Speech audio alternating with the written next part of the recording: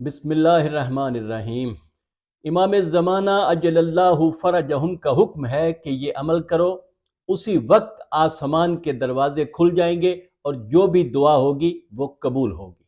اور رسول اللہ صلی اللہ علیہ وآلہ وسلم کی تعلیم کردہ 13 شعبان کی نماز، جس سے گناہ معاف ہوتے ہیں اور آپ کے پاس بیٹھنا نصیب ہوگا۔ میں ہوں سید عامر جعفری۔ 15 شعبان المعظم کو امام زمانہ اجل اللہ فرجہم کی آمد ہوئی۔ اسی مناسبت سے آج ایک ایسا عمل آپ کی خدمت میں پیش کر رہا ہوں جس کا حکم خود امام وقت نے دیا ہے، اور آپ کا فرمان ہے کہ یہ عمل کرنے والے کی حاجات اسی دن یا رات کو قبول ہو جائیں گی جس دن یا رات میں وہ یہ عمل کرے گا۔ رسول اللہ صلی اللہ علیہ وآلہ وسلم کا فرمان ہے کہ جس نے میرے فرزند امام قائم کا انکار کیا اس نے مجھ سے انکار کیا۔ آپ مزید فرماتے ہیں کہ جو میرے فرزند قائم سے ان کے زمانہ غیبت میں انکار کرے گا وہ جاہلیت کی موت مرے گا۔ آپ فرماتے ہیں کہ جب تم درماندہ و بیچارہ اور گرفتار مصیبت ہو جاؤ تو حضرت حجت علیہ السلام سے استغاثہ کرو، کیونکہ وہ تمہاری مدد کو پہنچیں گے، کیونکہ وہ فریاد رس اور پناہ گاہ ہیں ہر اس شخص کے لیے جو ان سے استغاثہ کرے۔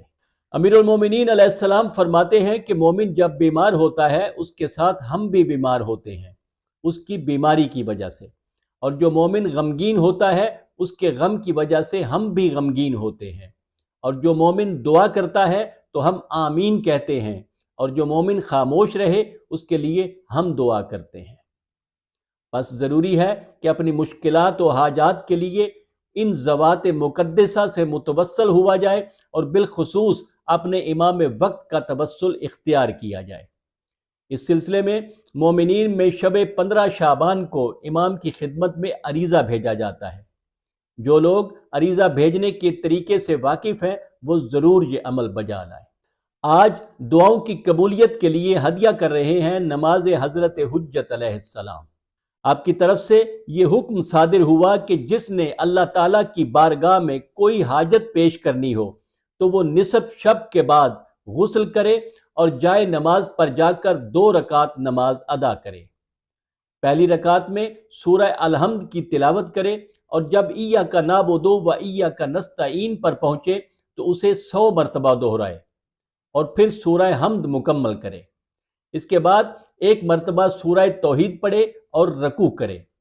رکوع میں سبحان ربی العظیم و بحمد 7 بار پڑھے، اور دونوں سجدوں میں 7 بار سبحان ربی الاعلی و بحمد پڑھے۔ دوسری رکعت بھی اسی طرح پڑھے، اور نماز کے بعد یہ دعا پڑھے جو آپ کی اسکرین پر آ رہی ہے۔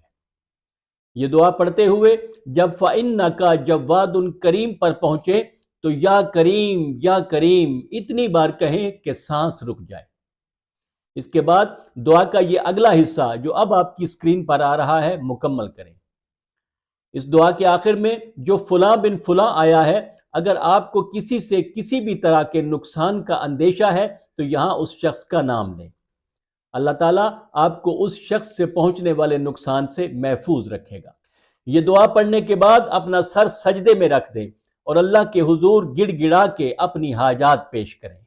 امام فرماتے ہیں جو مرد و زن یہ دعا پڑھے تو اس کی حاجت پوری کرنے کے لیے اسی دن اور اسی رات آسمان کے دروازے کھل جائیں گے، اس کی دعا قبول ہوگی خواہ وہ کسی بھی حاجت کے لیے ہو۔ اب آتے ہیں 13 شعبان کی نماز کی طرف۔